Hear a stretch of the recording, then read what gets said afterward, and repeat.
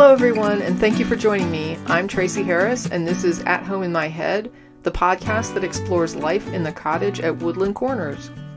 Today's episode is part of a multi-part series titled Perspectives on Death that examines my experiences with death both as a religious person and later in my secular life.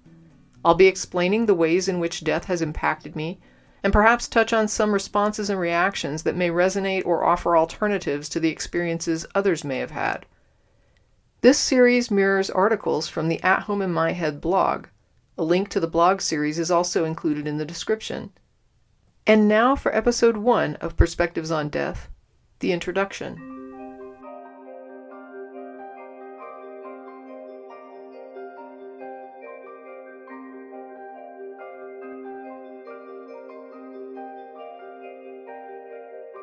Earlier in March 2020, I received an unusual request to participate in a special podcast episode, possibly the final episode, of Left at the Valley. I'd been a guest with that podcast a few times before, but this time it was not a request for me to appear as a guest so much as a request for me to participate in an event to honor one of their regular contributors, Nancy, who, I was informed, was dying of cancer. I found it both interesting and appropriate that those who love someone would want to honor their life before their death. Rather than a memorial episode after the fact, they opted for an episode to celebrate Nancy's life, contributions, and philosophy regarding her own mortality. An event like this can only happen in a situation where the individual confronting death is secure and resolved about their situation. Otherwise, a gathering or celebration of this nature could take on macabre and morbid tones, potentially causing distress rather than joy. The request did not go out only to me. It was sent out to a large group of people, some of whom I recognized as acquaintances within the secular community. As it turned out, I was able to attend, and many others were as well. During the call, in spite of my intention to actively participate, I quickly realized that others in attendance were connecting in ways I wasn't able. Their feelings, observations, and stories seemed diverse, and yet also aligned. My own experiences, although I've known people who have died, have never impacted me in the way others explained their experiences. I considered whether a minority view would be appropriate and useful, but in the end, it wasn't a show about secular perspectives on death or my unique responses. It was a tribute to Nancy, her life and death. I mostly stayed silent, not wanting to make the situation about myself. Before the call ended, I simply added that I felt honored to be invited to participate and to hear so many people share their experiences. It honestly was something that made me feel honored, to be part of a celebration of life and an examination of death. Nancy had much to say, and her perspectives were inspiring. Many of us can relate to wanting to confront life and death on our own terms, and Nancy was doing exactly that.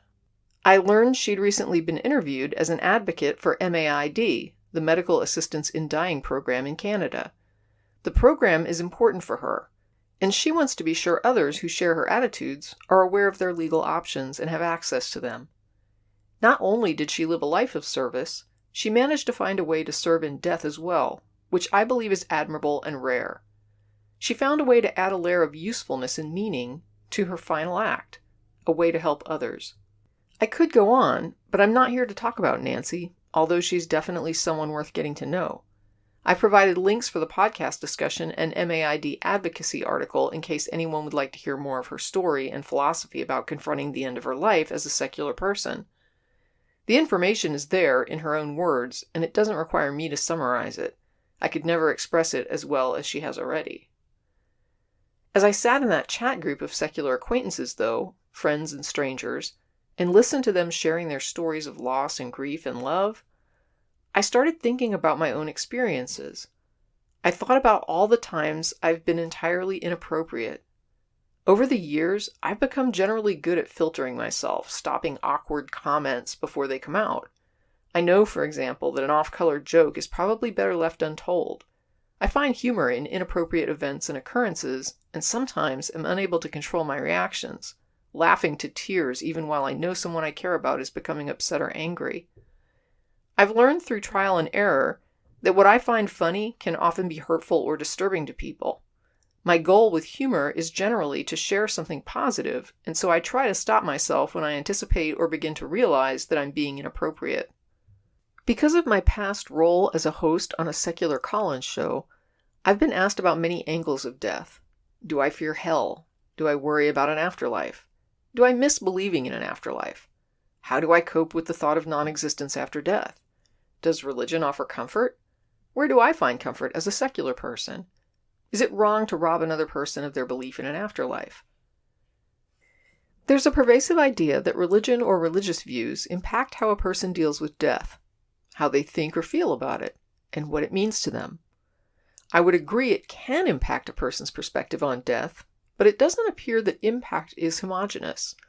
It's not the same for everyone, and the more I consider my own experiences as a religious person and later as a secular person, the more I begin to realize that perspectives on death aren't necessarily even homogeneous within a single individual, whether religious or secular.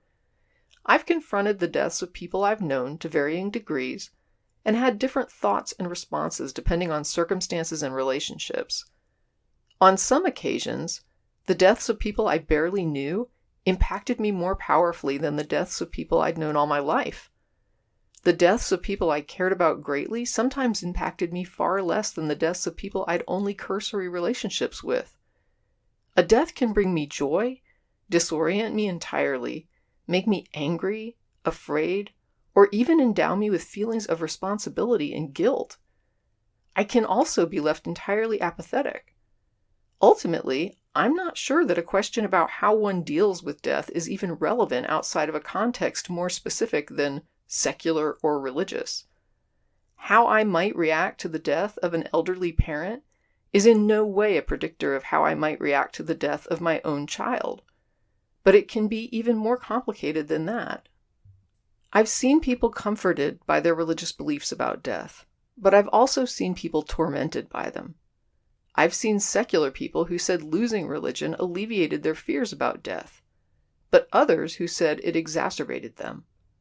I've experienced distress and apathy at different times in my life about the idea of my own death, but I have no idea how I will ultimately confront it when the time actually comes, or even if I'll have time to consider it at all. It's a topic I've often been asked to consider, and one where there's no clear answer. In this series, Perspectives on Death, I'm going to talk about some of the times I've had to consider death or the threat of death with regard to those around me. I hope these stories will resonate to some degree and possibly even provide validation for people who may be harboring reactions they deem irrational or inappropriate.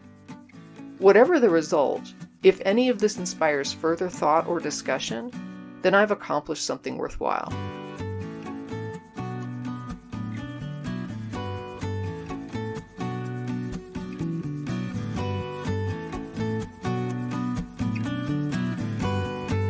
That's it for this episode of At Home in My Head, exploring life in the cottage at Woodland Corners. Thanks for listening, and as always, stay safe, be well, and never stop exploring.